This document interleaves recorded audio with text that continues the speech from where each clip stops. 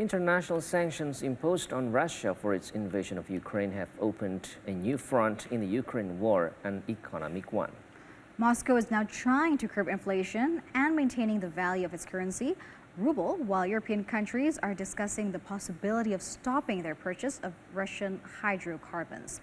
Elizabeth Cherneff narrates this report from the VOA's Moscow Bureau, produced by Henry Hernandez. The economic sanctions imposed by Western countries on Russia have disrupted trade and frozen about half of Russia's state gold and foreign exchange reserves, putting the country in a very difficult economic position. Analysts say supply shortages will start affecting Russian industry in the coming months. For now, the Russian government has managed to stop the fall of its currency, the ruble, something that analysts say Moscow is using as a propaganda tool for national consumption. Well, first of all, Russia is trying to go around the sanctions in terms of the international banking sanctions, and it's also trying to prop up the ruble.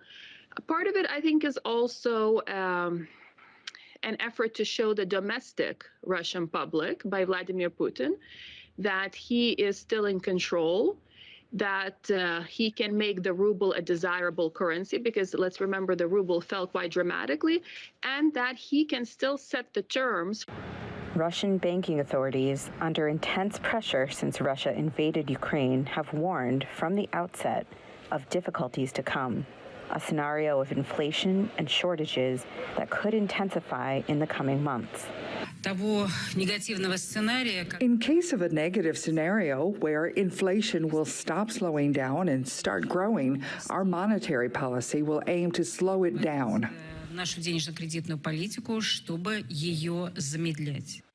Europe's efforts to end its dependence on Russian energy imports poses a big risk for Moscow.